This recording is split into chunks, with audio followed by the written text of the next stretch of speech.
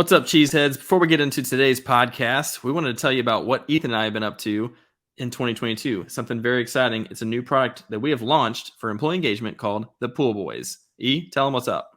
That's right. So right here, as you can see, the Pool Boys, what we want to do is create an awesome environment for your office pools. So we're going to come in, we're going to run everything for small business owners, large business owners, basically business owners, where we want to come in, provide an awesome red carpet experience where we up the engagement, up the fun by running your office pools, whether it be March Madness. We got some fun fall offerings, whether it be college football pick'em, NFL pick'em, Survivor. We got you covered no matter what the pool is. We are your boys for it. So let's get going.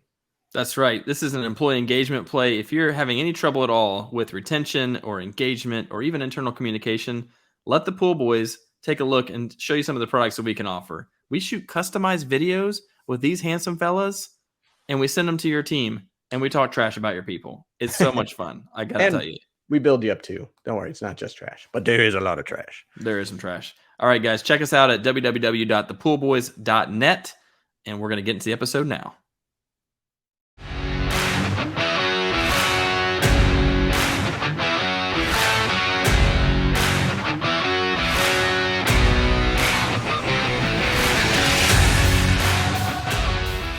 Welcome back to Fold in the Cheese. It's your boy K Trull on the mic today, and I'm joined as always by Ethan Gelfand. What's happening in Michigan today? In Michigan, yes, in Michigan, but I always got to rep my boys because we are talking the AFC East today. So hooray, you can't give me crap for talking about the Patriots because we're actually allowed to talk about the Patriots instead of we don't. I forbid you to bring up the Patriots today at all. So when that slide comes up, it'll just be you. Is that you have to recuse yourself. Yeah. It'll be all me, okay. And I'll just breeze through it, and then we'll just move on. It's like nothing to see here. Let's go. Let's keep moving.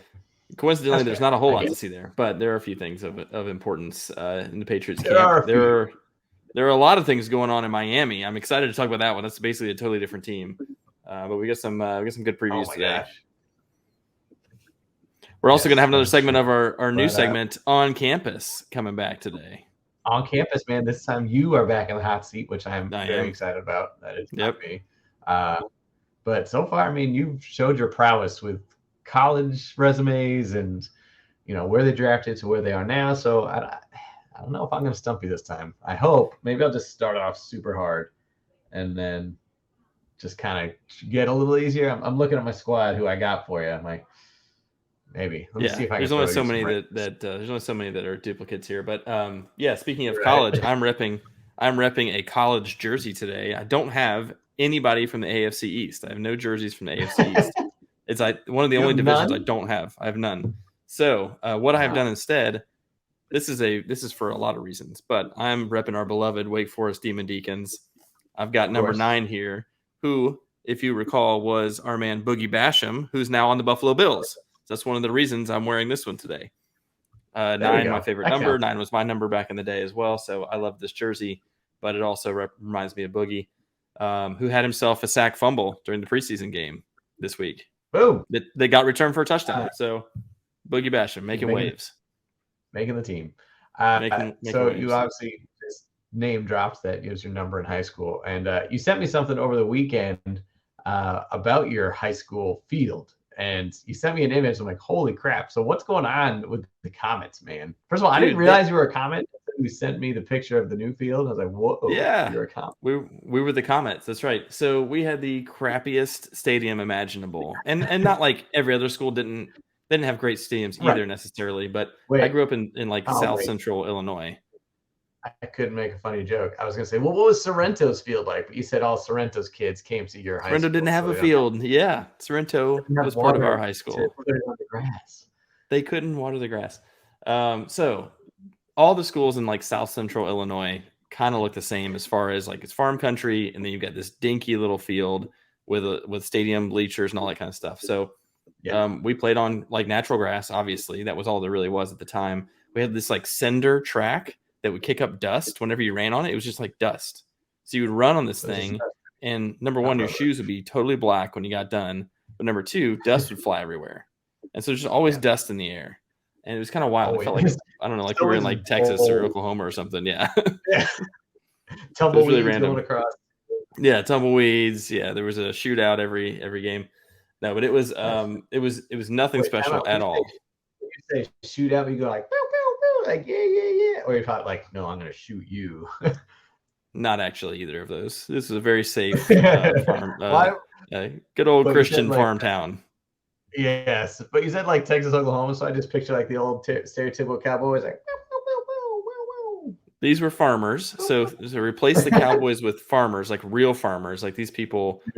They had legit farms, cow farms, pig farms, corn, soybean, wheat, all that. I mean, this is big farm country. Smelled spectacular out there. It often smelled not spectacular. That's true. Well, real quick side note on that. So obviously, at my time in Penn State, what people don't realize is like Penn State is literally in the middle of nowhere, like Happy Valley, and you've seen it. You've been there. Yeah.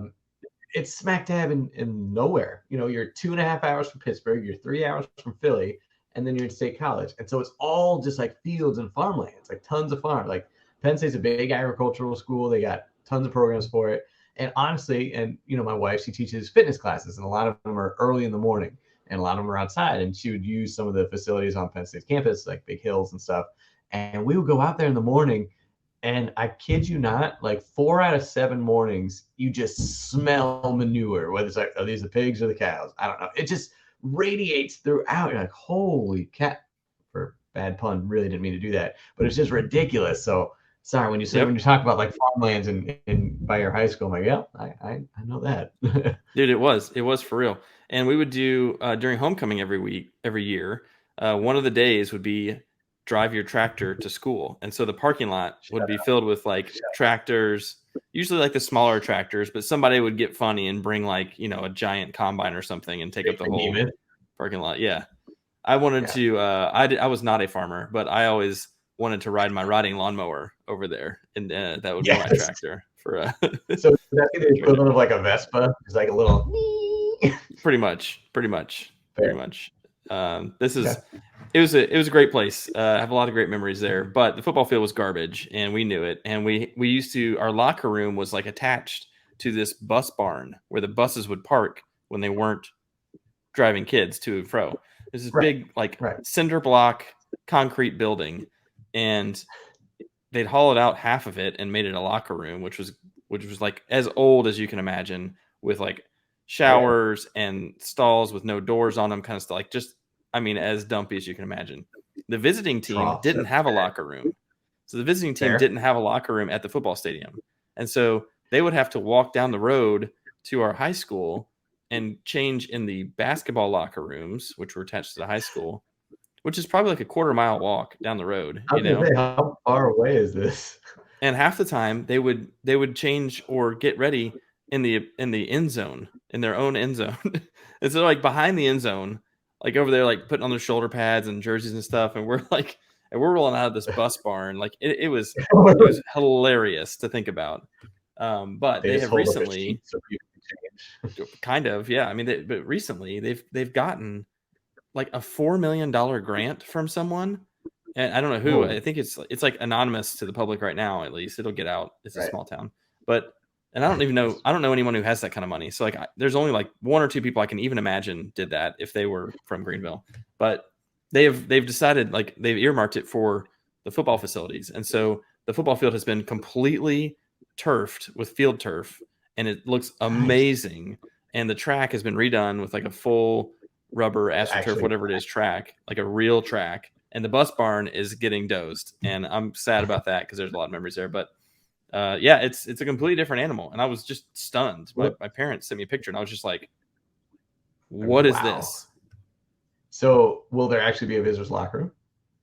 Unsure. Or are they still going to? Unsure on that. I think out of spite, they should not have one. But yeah, that's a great home field event. Hey, you want to come here? You have to go change a half mile away. Yeah, you wear them out before they even get to start the game. Yeah, you forgot your asthma inhaler in the locker room. Well, you're going to run back down there. Especially with the dirt track and dust. Yeah, with the cinder track shooting dust up everywhere. Yeah. Yep. So true. Well, congrats to the Comets. That's very exciting. When you sent me that, I'm like, that looks that looks pretty dang legit. So you can only imagine. Well, I sent you a picture of, you couldn't really see the whole field, but you could see me playing on the field. You could see how it was just grass. It was like crappy, like faded grass or whatever. You can imagine my shock. What? Right. You just wanted to send me a picture of you in your high school glory football days. You could tell it was glorious. I was handing it off like a freaking champ. And you saw that handoff. That handoff was so clutch, so crisp. Yeah. Very good. So yeah, that's why that's a roundabout way to say why I'm repping number 9 today. Yeah, man. Yeah. And also shouting out some support for our boy Sam Hartman. Yes. We love you, Sammy. I don't know what's going on. Undisclosed. Soon. We love Sam. He's our man. Yeah. Okay. So again, another sidebar. But so I was reading the ACC previews, like talking about, there was no mention of Sam Hartman. Like when they're talking about top quarterbacks, like top offensive players in the conference, like how do you not even mention, it's kind of wide open. He was one of the best quarterbacks in the conference, let alone the country. And yet now he's not even getting a mention. And I know he's out indefinitely with, an issue. So, but to not even mention him, I just feels like a little disrespectful. I know we're a small school anyway. No one knows where we are, but come on, man, like give us a little credit, a little shout, just to mention that one of the best offensive players in your conference is not even going to be playing this year. I give that respect a little bit. So I was a little disappointed. But not surprising, right? Not surprising. That's pretty on brand for all sports coverage about these guys. He is a total stud, and he was one of the top quarterbacks in the country last year, would have been this year as well. He was on preseason lists for stuff, and Wake was ranked preseason as well. That's going to probably all change, depending on how Mitch Griffiths comes out and plays, but we'll see. That's a lot of Wake Forest talk for a podcast on fantasy football, but we'll trying to spread the gospel, man. We're spreading the Wake gospel, those Demon Deeks. So that's right. Got to rep them when we can. Kemp, I just realized, I'm very professional here, and I just realized I didn't even have my mic on. So to all our listeners, I apologize for the first few minutes of our wonderful diatribe. So now you're going to hear me in even better quality. So even clearer. Even clearer. You know what? I was hoping you wouldn't notice because I was going to try and make you sound like a clown the whole time, but that's all right. Fair. I mean, I always sound like a clown. Now I'll just be like a clown in 4K if that's a thing for audio, but I don't think it is. Speaking of which, do you remember this is the last diatribe I'm going to go on because then I'll get back to fantasy football. But remember the first 3 episodes that we shot of this podcast? We shot them all on the same day. It was like a part 1 and part 2, and then it was episode 2 or whatever. We were trying to batch put them out there, and all 3 of them, because they were the same day, we didn't listen back to them after the fact. My microphone was turned around backwards, and these microphones, the way they're set up, it's like they're like, they can be omnidirectional, but this was like unidirectional. It's like just you're supposed to talk to the front of it. So I'm basically talking to the back of it. It's not picking up my audio very well. It's picking it up like coming around the corner, and so it sounds like I'm down the street or something on the pod. It was not good. What? So it was on brand for us. We're just starting out, man. It was our humble beginnings, right? We needed to show progress. That allowed us to show progress. Yeah, we're big time we now. Have slides. We have mahogany, smells of mahogany, even though you can't tell. Rich mahogany. I've got this sign that I got for you that you left in my house. I have posters, gladiator posters, and etc. I have trophies. I'm really big deal. You are a big deal. Are those yours or Miles's trophies, though? That's the question. Mostly mine from my childhood. So from the Comets days. My parents dumped those on me, and I was like, hey, I'm going to put them to use. I'm going to throw them up in the background. Show people how achievement oriented I am. Oh, yes. You are very big time. So well done. All right. So again, Mike is back. Thumbs up. So let's dive into some AFC East. Let's do it. Woo! All right. So we're going to start Bills. Buffalo Bills.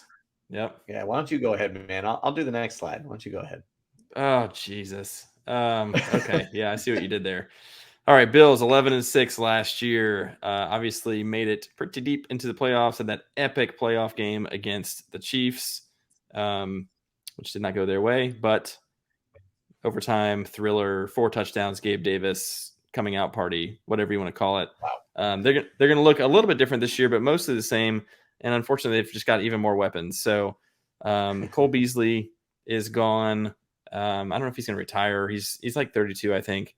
Jamison Crowder's kind of come in to replace him a little bit, but I will tell you, there's been a decent amount of buzz about Isaiah McKenzie, who's much younger, who also plays a slot and has been showing some flashes in camp. So if you're looking fantasy-wise, if you're trying to replace Cole Beasley's value, I'm not certain it's going to be Jamison Crowder. And personally, I'd probably rather take a flyer on McKenzie because you're not counting on this guy to be a starter for you anyway. I kind of like McKenzie because he's got, I think, better upside. I think Jamison Crowder, you know what you're going to get. He's probably a 4 for 40, 5 for 50 kind of guy. And he's also 29 or 30 this season. So I don't know. I'd probably go for youth on that one.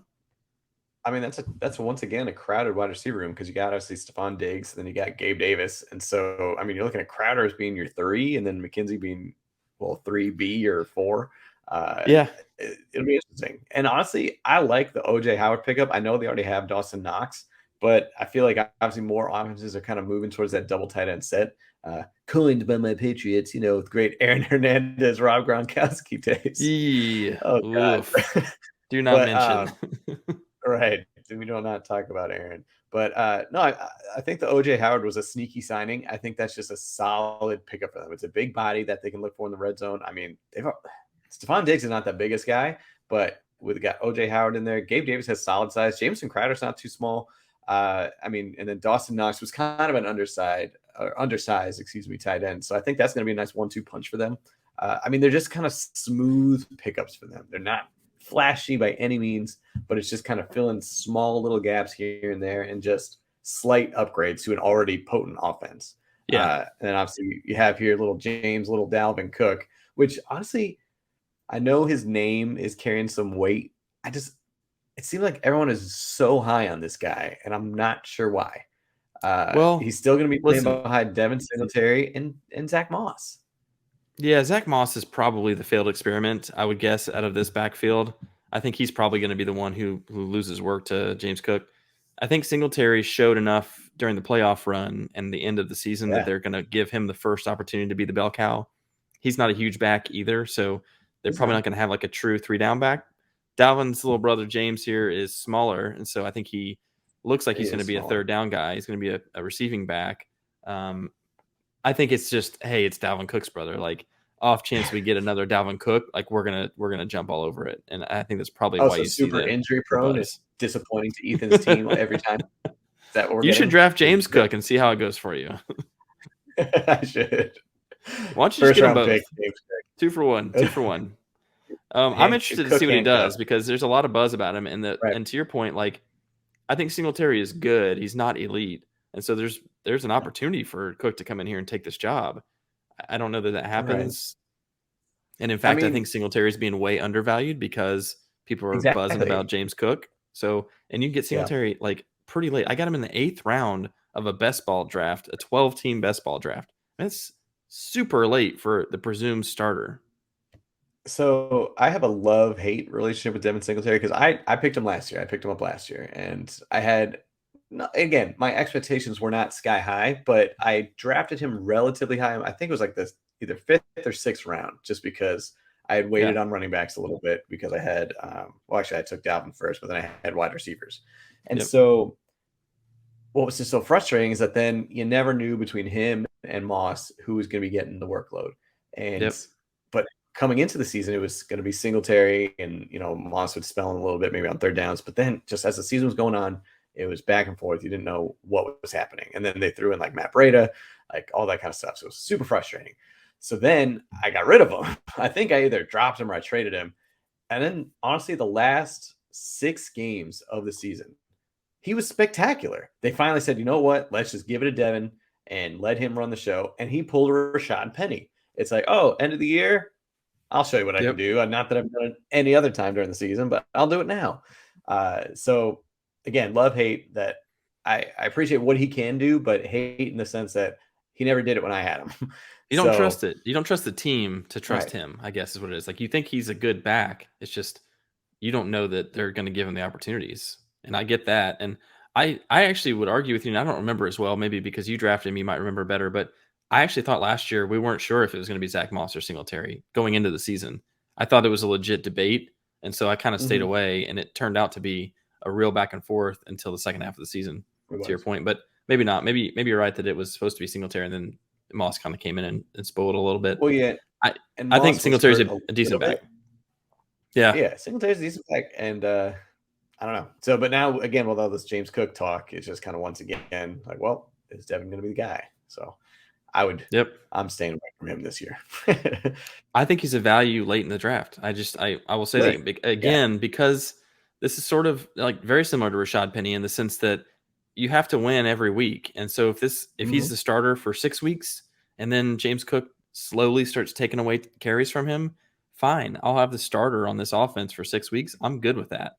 You know what I mean? Like, I don't know that he's not, I mean, no one's taking him like a first, second round talent. Like no one's expecting him to be the starter all year, but he could be. And if he is, and you get him in the 7th or 8th round, that's a hell of a deal. I just always had him on my flex, and I would just be disappointed when you get me like 10, 11 points. I was just like, I can't put my flex on that, and I can't bank on it. But you're right. I mean, if you get him late, if it's 8th or 9th round, he's not even slotted as your flex. That's the beauty of it. It's like he could technically be like your first bench spot if you get him that late, and at that point, like hell yeah. Right. Real quick, is Josh Allen QB1? Yeah. I think for sure. He's done it 2 years in a row now. The offense is set up that way. He runs the ball. He's got a rocket arm. He's got weapons. I think he's got to be QB1. I'm probably not going to take him in the 2nd or 3rd round whenever he goes, just because it's just so damn early to take a quarterback. Yeah, I think he's most likely to finish at QB1 again, but I just don't see it. The only thing I think about is he's probably going to score enough points to justify it. It's just a matter of what you're not able to get because you took him that early. That's what bothers me. Right. It's not that he's not worth it. He's worth getting like 3-4 rounds ahead of other quarterbacks, but not when you lose an opportunity to get someone like Leonard Fournette, Aaron Jones, or someone in the 2nd round, and you're like, dude, you took a quarterback instead, or Travis Kelce or Mark Andrews or something. When was the last time you've taken a quarterback in the top 3 rounds or ever? Have you ever? I have. It's just been a long time. It's been a long. More recently. I've pretty much always gone like running back, or occasionally I'll jump a receiver early, but I usually go running back heavy early. I can't remember. Probably a Michael Vick type, someone like him. It's probably the last time I did it. I honestly don't think I've ever taken a quarterback in the top 3. I don't think I ever have. I've always just waited. But yeah, I don't know. I'll go back and look at all my drafts now. I want to go find out. Yeah, right. Stat boy, get on Kemper's draft status. Go look at my historical draft. Okay, let's move on. This team is going to be really good again. All right, this team. Here you go. This team is going to be really good again? No, but go ahead.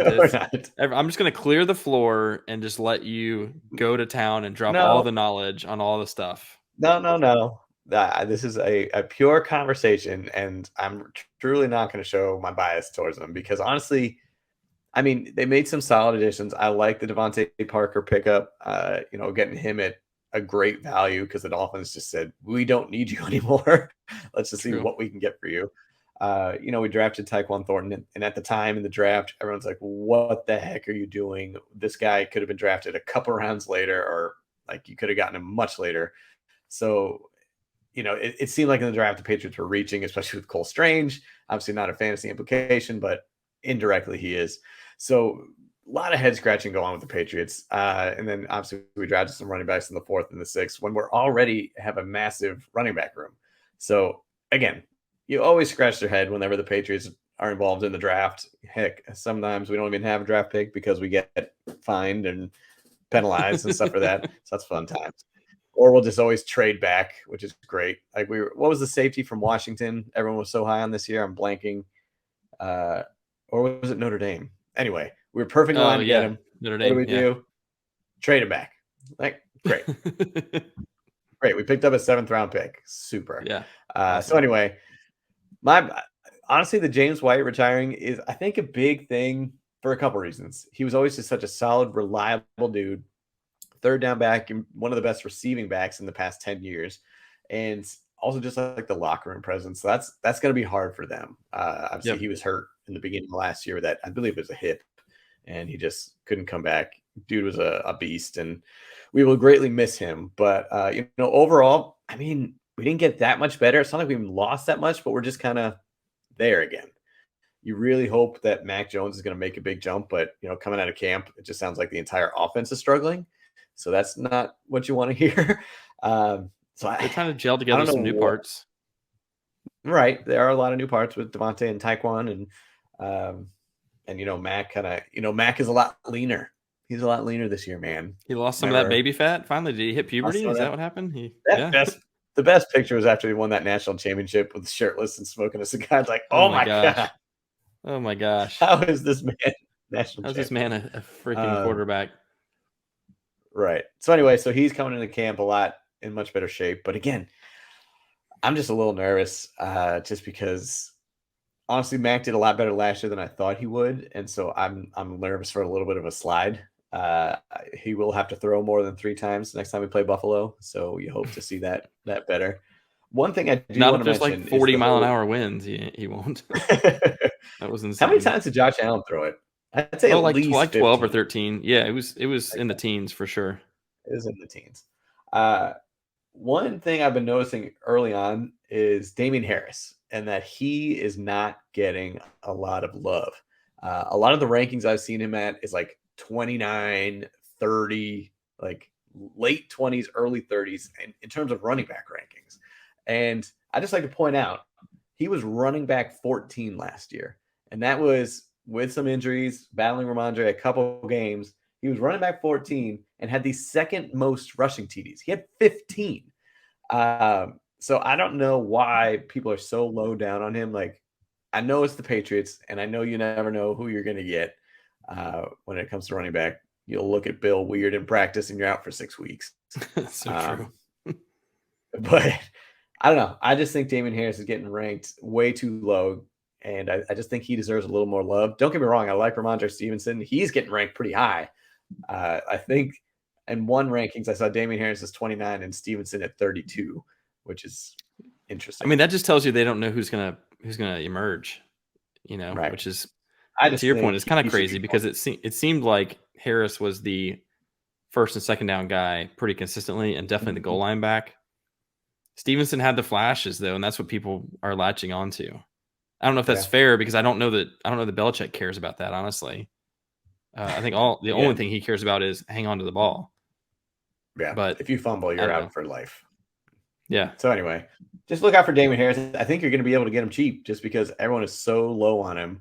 And he was running back 14. If you have him as your flex, your second running back, if you get him late, that's a great value. So just, be on the lookout for Damien. That's all I'm going to say. Okay. Well, the problem is PPR with him, I think that was the problem last year. And like, you can, we've said this before, like you can finish in top 15 running backs like Antonio Gibson and not be a great running back.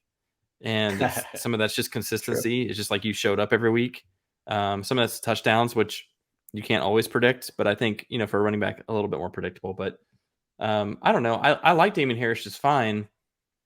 I would feel better with him being at least my RB2. And I'm not touching him until... I'm not saying RB1 by any means. Well, yeah, but I think he's for him to be like the quote unquote starter. I also just do not trust the Patriots backfield ever. Right. It's so rare that they commit to someone, and usually that James White's gone though. Not like a second or third year guy. Damien Harris is still pretty young. They did it with like LeGarrette Blount, but he was like a real veteran. Yeah. I don't know. I don't have faith that he's the guy, and I think that's how it's playing out in the ADP. People are like, it could just as easily be Stevenson, and he's got what appears to be more flash, more pep in his step, and if he is the guy, that'll pay off a lot better than Damien Harris being the guy. Just for value wise, when you're taking Ramondre, is what you're saying. Well, what I think is if they commit to one of these guys, and let's say I've got both of them, and they commit to just one, I hope they commit to Ramondre. That's what I think people are saying. Because they think Ramondre is a flashier player who's more versatile and has more speed. I don't know if that's fair or not. I don't know if that's true or not. That's how it looked last year. So I think that's why people are kind of excited about him. Right. Okay. That's just fair. Just I get it. My thought. Hey, I get it and I appreciate it. As I said, I'm not too biased. I understand they're my team. They'll always be my team.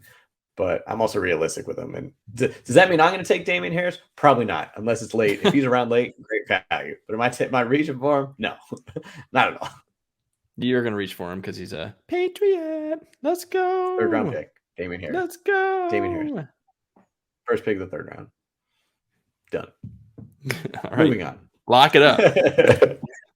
All right. Let's switch gears to the Miami Dolphins. Probably the most changed team this offseason. Crazy additions, a couple of key departures. Pretty wild overall. Let's start with the additions. How about your boy Tyreek Hill? Splash landing. Himself. Yeah, splash landing. Well, one, I would be most interested to see if he can last an entire season in the city of Miami. Not like the completely team. agree. I'm sure he'll be able to mesh fine with his teammates, but whether or not he can survive that city is something to be seen. So if he's able to do that, it's interesting. They really obviously have revamped their entire roster offensively, and obviously new head coach and all that. So they're basically telling Tua, okay, here you go, make this work. Show us that you can be our guy. Otherwise, we're going to go try and get Tom Brady again. Let's collude, do tampering, all that fun stuff. That's right. And then that's going to happen.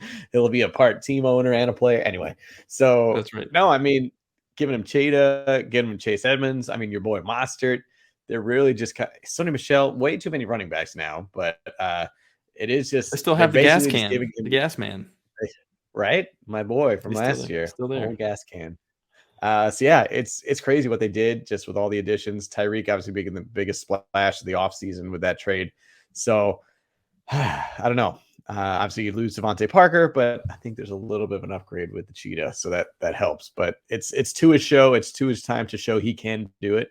Hell, I mean, you heard Tyreek. He was already saying Tua had a better arm than Mahomes. So watch out.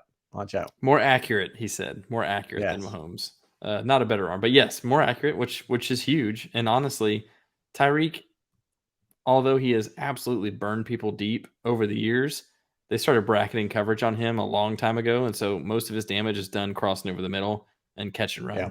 And so if Tua is more accurate on those kinds of throws, that could be really dangerous. That's gonna help. Yeah. I think the point of like loading up the team for Tua, like teams do this for quarterbacks quite a bit. They're like, okay, we're going to give you one more shot. I've never seen a retooling like this. New coach who's like an explosive offensive mind, the fastest receiver in the NFL. You just drafted Jalen Waddle as well. You've got a whole new stable of running backs. They went out and got some linemen as well. Like, this is as good of a situation as you could really possibly be in. And dude, it's time to go. It's time to go. I mean, you talk about Jalen Waddle, who number one has the best TD celebration in all of football, and two, you still have like a tight end like Mike Gesicki. The Penguin little Waddle is the best. That is the best. And you still got Gesicki. You're right. I mean, they've got all the offensive tools to succeed. I mean, you get these nice running backs. I mean, again, there's no true stud as your running back, but these are all. I mean, Chase Evans had a great time splitting time with James Conner in Arizona. I mean, your boy Mostert, when he's healthy, he can do a lot of great things. You still got Gas Can, who's kind of like a utility knife. He can make catches and, can make some plays in the backfield. And then, we were talking about it. You still get, so you lose your Devontae Parker, Albert Wilson, Will Fuller still unsigned, but, you bring in Cedric Wilson, Mohamed Sanu, kind of those veteran, the veteran depth presence receivers a little bit. Yep. Depth. Yes. Thank you. Why can I not think of the word depth? I'll just go with veterans. There we go. Veterans. Yes. Yeah. Although no, I think it's talk about Mohamed nice. Sanu. Yeah, it is some nice, salty feelings there. Yeah, talk about a complete waste for the Patriots. We took a 2nd round draft pick. We love tossing around draft picks, but oh my god. Anyway, Mohamed Sanu. That's all right. Good luck in Miami. You got a 7th for N'Keal Harry, so you're good. totally worked out. Totally worked out. Yeah, I'm interested to see who the lead running back is here, honestly. And everyone's jumping all over Chase Edmonds like he's the guy. Mostert is a better running back when he's healthy. I'm just going to say that. I think he's a legit good running back. He just can't stay healthy. And so that's obviously important, but I don't see any reason why you wouldn't be like, if he's healthy, let him run. And then until he gets hurt, he's our guy. That's my opinion. I think he's a better running back than Chase Edmonds. Okay, when are you drafting Raheem, man? I know you can't quit him. You can't. No, I absolutely will not. I cannot draft him this year. I mean, I guess if he's there in like the 14th or something and just hanging out, I'd be like, sure, I'll take him. Why not? If I'm in a best ball draft, yeah, why not? But I mean, You can't count on. I don't think any of these guys is your starter. All I know is Raheem Monster better be on your team this year. That's all I have to say, or else there is an asterisk on this season. Collusion. Fine. I don't like it. You're going to be fined a draft pick.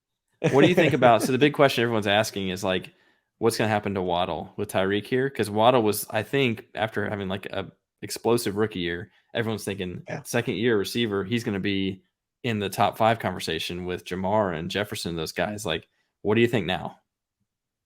I mean, do I think he's going to be top 5? No. I mean, when you have a guy like Tyreek, that only is going to help you. Are you maybe not going to? I can't talk, but it's possible you're probably not going to get as many targets if you are the lead dog. But, with Tyreek, that's just going to open up things for him. He's not going to get the top coverage guy. He's going to have a little more space to operate. And, again, I think we've talked about it in other divisions, but you look at what happened in Minnesota when they had Diggs and Thielen, and now they have Jefferson and Thielen. That helps both of them. Obviously, Jefferson is a top 5 talent, and he's able to separate himself. But when you have those 1-2 punches, it can only help you. So last year, he was the guy. Devontae Parker was in and out. Will Fuller was in and out. So as a rookie, he had to be that guy. And, he had a good year, just under 1,000 or just over 1,000, which is great for a rookie wide receiver with 2 as your quarterback. So, I think he'll make another step. Do I think he's going to be top 5? No, but he's definitely top 15 to 20 for sure. So let me ask you this, and maybe this is a bit of a trap. Do you think he is better this year than last year? Stat-wise, fantasy-wise. Fantasy-wise, I think yes. Okay. Do you think Devontae? But he will. Just follow me down this path. Do you think Devontae Adams will be better this year than last year? He's now got Hunter Renfrow and Darren Waller as what you mentioned, like having a second option is like a better thing for you. But he was still the top option in Green Bay, and he's still going to be the top option at the Raiders. So, I mean, he's still going to get the top guys. Do I think he'll be better? No, because he had to downgrade a quarterback. And do you think that Tua is a downgrade from Patrick Mahomes? According to Tyreek, no. To Tyreek, no. Okay. According to Tyreek. I mean, yes, he is. He's not as accurate. But, yes, I do think he is a downgrade. But he had Tua before. That's true. Yeah, Waddle's not downgrading quarterbacks. He's just got a new toy. I'll be interested to see. I mean, I was really excited about Jalen last year. Like midway through the year, I was like all over this dude. We hyped him a bunch on the podcast. I think Tyreek's value has to go down a little bit, just because not only is Tua not quite Mahomes, they don't have that same connection. Going to a new team, I think the average is somewhere around 20% less fantasy points when a star receiver goes to a new team the first year at least. It's not guaranteed that way, but I mean, you're looking at downgrading quarterback. I wouldn't say more competition because Travis Kelce obviously was as good or better of a player than Jalen Waddle. So a lot of competition there. I think Miami would prefer to be historically more of a defensive and run first offense. I don't know if that's going to be true with Mike McDaniel or not. I mean, running first with these weapons. Come on, Tyreek and Jalen. I mean, they've got, if they can handle all three of them at once, why not?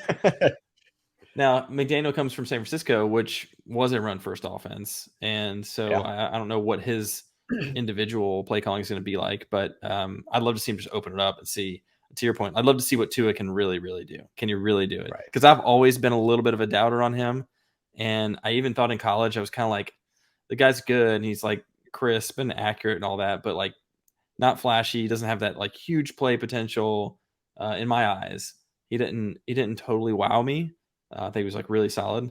So I'd be curious to see, like, if, to your point, if you can't wow in this circumstance, you're not a great quarterback. You're just not. I mean, this is his put up or shut up year. Let's be honest. It's if he can't do it this year, his days could be numbered as a starter, at least. Yeah, great backup. Jacoby Brissett be a great backup.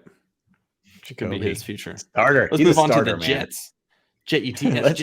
Jets. Mike White, let's go. Joe Flacco, elite. Let's go. The quarterback room is just stacked. It needs to be because our boy Zach Wilson out 2 to 4 weeks, man. Good thing they got that depth because Zach just went down 2 to 4. Well, they didn't even say an official timetable for his return yet. So here we go again. I know. Questioning. They think it's going to be 2 to 4 games of regular season time, but we'll see. Oh, God. It really sucks because like he was one that you were kind of excited about to see again.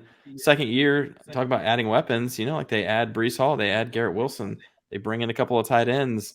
Like I think they did a lot for him. They've got some extra linemen in there too. Like working on the defense. Like, this team is improving personnel wise, and so you're really excited to see second year in quarterback in a system, second year in the NFL. Like, the second year is typically when most skill position players really make the leap. They really start to make that jump. So, well, it kind of sucks. Do you want to even say he's still part of his rookie year? Because he played half the games last year. Was that it? Or 10, 11? Something like that. I mean, I think, but really for me, it's so, yeah, obviously a big chunk of it is adjusting to the speed of the game and the intensity of the game. That is going to take at least 16, 17 full games worth of experience. So that could have been a half year this year anyway. But the other part of it is like the work ethic and the routine, the schedule, the playbook, the play calling, reading the defenses. You can do that without actually being in the game too. So I think the knowledge and all of that experience is going to be your full year in at this point. Okay. Yeah, I mean, it does. It sucks for him. People did have these higher expectations for him this year. So to see him missing 2 to 4 games is a huge dagger and a huge blow for them. So now, again, your boy Mike White could be back in the forefront. Joe Flacco is saying he's kind of separating himself in camp. Watch out. That's right. Elite Joe Flacco. Sayla loves Joe Flacco. I don't get it. But I guess I love Mike White, and no one gets that either. No. But yeah, no, it's the everyone was loving on the Jets for their draft. I know they made a lot of improvements on defense, but then had added some offensive weapons here. I'm interested to see kind of, where do you put Breece Hall? Do you think top 20? Everything I've heard is that he's going to be like a 3-down back, like the legit starter. Like, he was the prospect in this draft that everyone was like, this is the guy, And Michael Carter was not a 3-down back, truthfully. He's a little small. I never thought he was, but he shouldn't have been. So I think you've got a real nice 1-2 punch here. Can they be like maybe like a Zeke, Tony Pollard kind of setup? Like, I don't know if their line's good enough to comp that, and they certainly aren't going to have the quarterback play for it. But I think that may be what they're going for, which is like, hey, maybe 2 series for Breece, 1 for Michael, or a series for Breece, and then like a first and second for Breece, and give Michael a third, and then the next series or whatever. Like, I think they'll. Yeah. My best guess is like a 65-35 split, but you don't know until the season starts. You really trot him out. Do you see him as a flex, RB2? What do you think? I think flex for sure. Could potentially work his way into RB2 if the workload's there. There aren't that many running backs that get more than 65% of work anyway nowadays. True. So if he's getting crazy, let's call it high teens in carries, if he's getting 15 to 20 carries and he's getting 3 or 4 receptions a game, that's about what most guys are getting. That's gas can right there, man. That's gas can territory. Gas can, but gas can could go off for like 8 carries. Like, it was very unreliable for gas can. He was. Oh, trust me, I know this. I know this. You're well aware. I'm trying to think of who the best comp for this would be, like production wise from last year. Give me a minute and I'll think on it. Do your analysis. I was gonna say, I want to talk about Garrett Wilson. So obviously the big rook coming out of Ohio State, one of the top 3 receivers in the class. What do you think? I mean, obviously now with Zach Wilson out, makes a big difference who's throwing it to him. But do you think he will be as impactful as a Jalen Waddle? Or do you think maybe he'd be more Devontae Smith, still good, but not as like explosive and putting up the gaudy numbers? So I love this receiving room. I love Elijah Moore, who was there, stud last year. Yeah. He had some injury history, of course. They still got Corey Davis, who also has injury history, but has become kind of a stud. Like, I think this is a 3-headed monster that's really, really good. And that really helps because you don't want to put all the pressure on one guy to produce. And so while I would have been concerned about Garrett Wilson, like when Devontae Smith went to the Eagles, we talked about this, like it's tough for a rookie to carry the load as a number 1 receiver.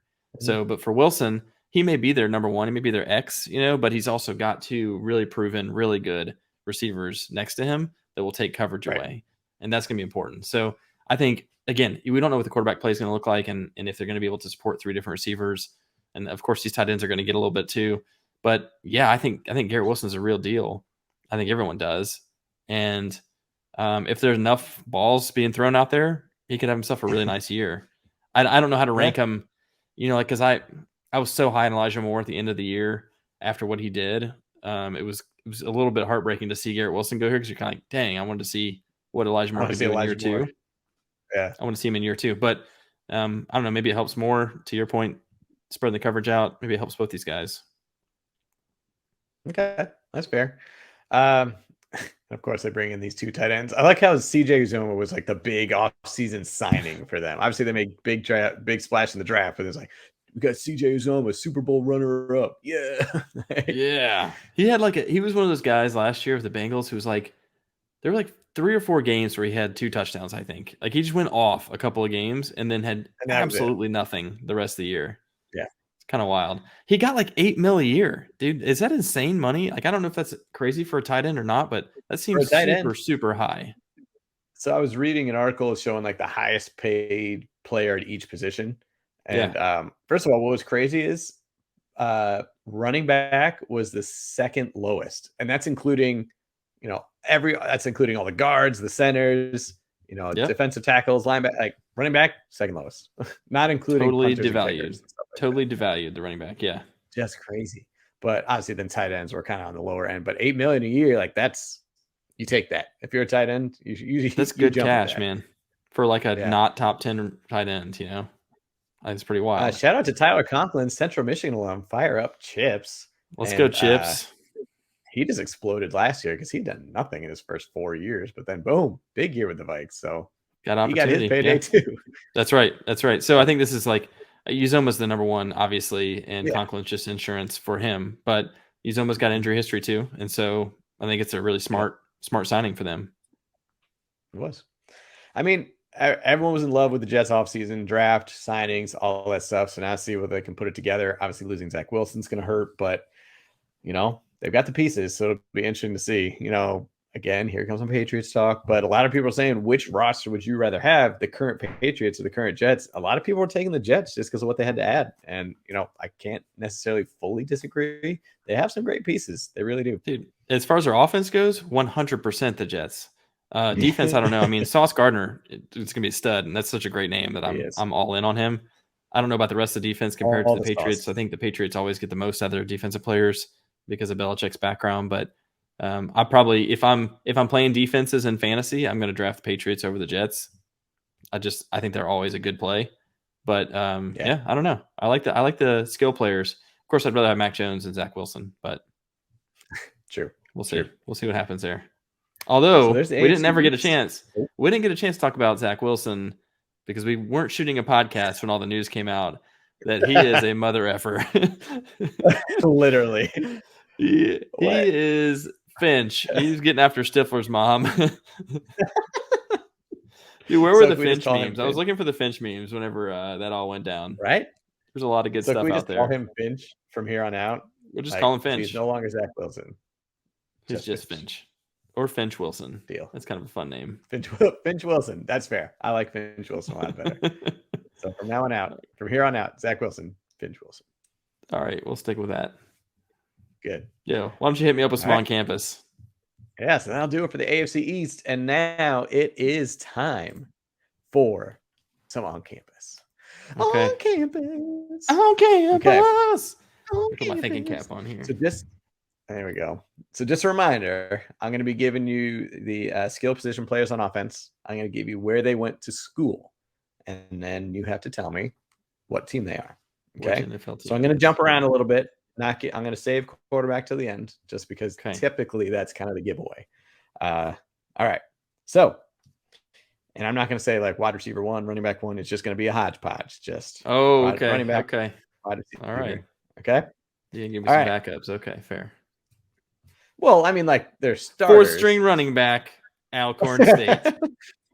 All right. They're all starters. I'm just saying like wide receiver 1, 2, or 3. Anyway. Okay. All right. Let's hear it. Running back, Wisconsin. Wide receiver, SMU. Denver Broncos. Wide receiver. What? Melvin Gordon and Cortland Sutton. That's Denver. Boom! Let's go. Running back, North Carolina. Wide receiver, Alabama. Quarterback, wide receiver, controversial, NC State / Wisconsin. I was going to throw you off by saying quarterback, NC State. Yeah. But here's the kicker. Do you know who their tight end is? Well, they just drafted one. But the other guy, Albert O. Paper that I just threw. I don't know, Albert Ogoball Wanjim. Yeah, Ogobung something. Oh, I even forgot to write what school he went to. Whoops. So there's that. Wow. But anyway. Fail. Well, you got it after 2. If I had started UNC running back, would it have been that quick? Well, there's two. There's 2 options for UNC. Yeah, there's 2 options for UNC that immediately come to mind. There's a couple for Wisconsin too. You got Jonathan Taylor, obviously. So a couple came to mind there, but honestly, the SMU gives it away. I didn't think you were going to get Cortland Sutton right away. Honestly, yeah, SMU gave it away. I don't know why. And honestly, like maybe this is weird telekinesis, but I was thinking about Denver right before he started this. I was like, it'd be crazy if he did Denver and he said Wisconsin, UNC, and SMU and Alabama, and then he started saying running back Wisconsin. I was like, okay, still could be Denver, because he told me told me you're going out of order. Wide receiver SMU. I was like, done. It's Denver. Damn it. Well done. You are the big man on campus, so good job. Yeah. I have the feeling this segment, although it's super fun, is going to be super easy every time. But, maybe it's because we give too many of the players away. Maybe we just give like 1 receiver and 1 running back. Make it a change. That's all I did this time. That's all I got to.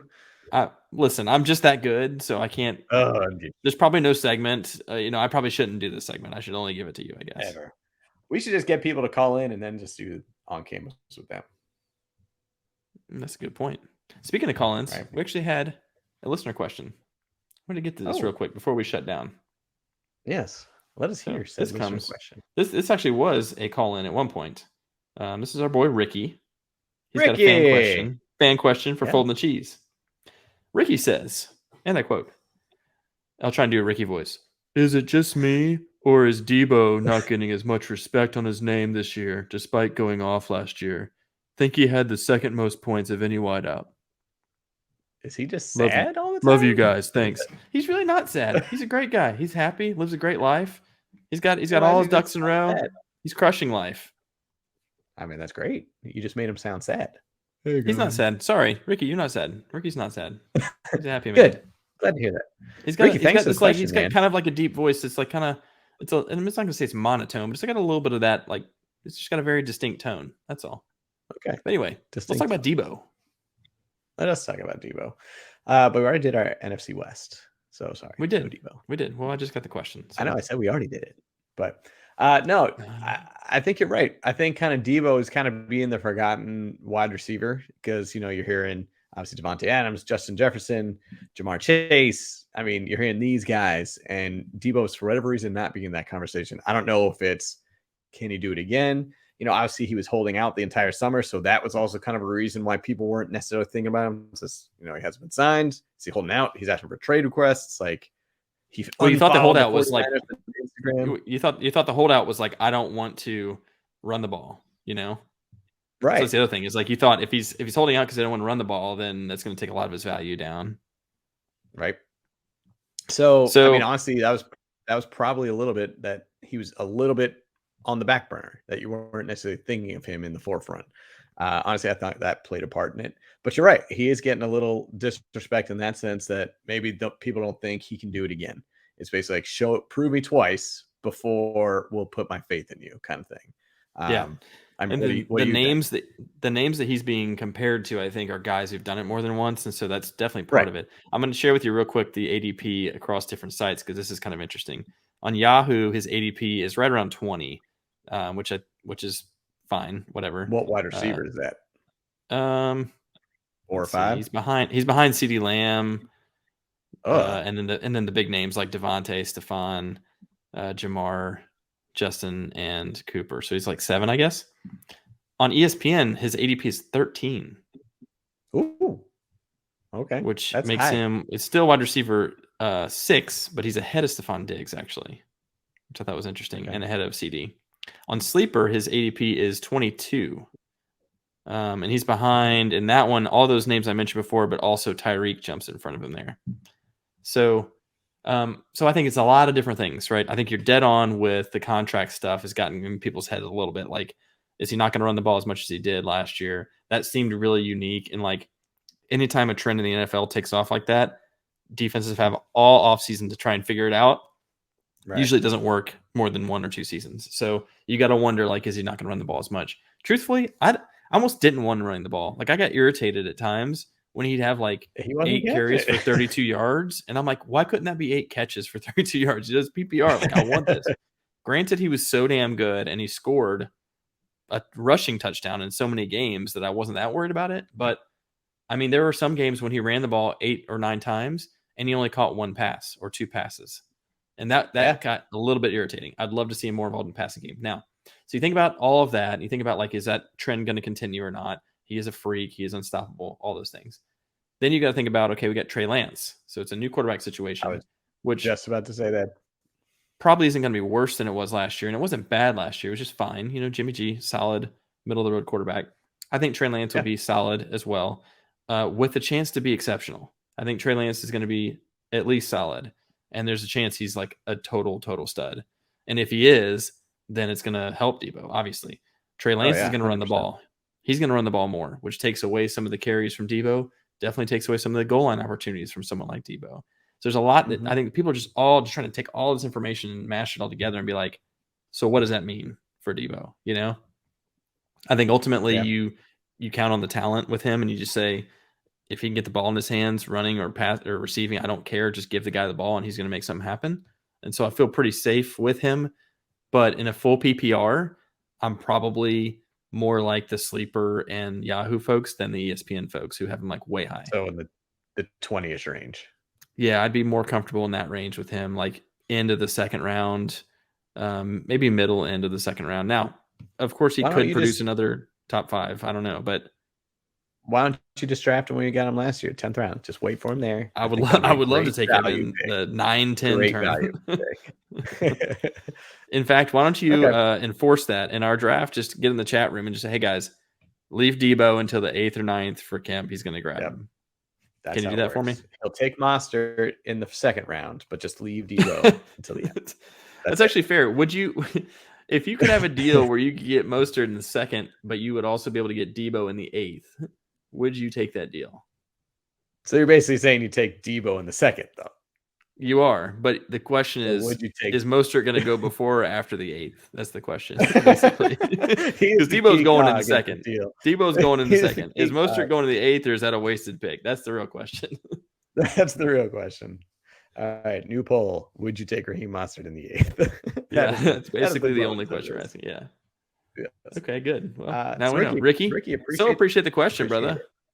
Yeah. Sorry on the hatchet job on my my impersonation there. I'm not sure if that was good or not. I'll wait to hear it back and I'll tell you. What does it mean to sound like you? Call in. Well, that's what you made him sound like. I didn't mean for him to be sad. Maybe I was looking sad when I was trying to impersonate him, but that's just, you got to make your face match a certain voice. Right, you got to control it. Yeah. Hey, but for all our listeners and our viewers, to make up for it, please do your Chewbacca because you are great at impressions. I did the Chewbacca so many times in that one episode, and I think it carried over. The problem is no one got to see me raise my hand when I did it, which is your favorite part. So please. There it is. The hand is what I don't know why the hand has to go up when I'm doing it. I have to lean back and do it. So there you go. So Ricky, call us in so we can hear your real voice.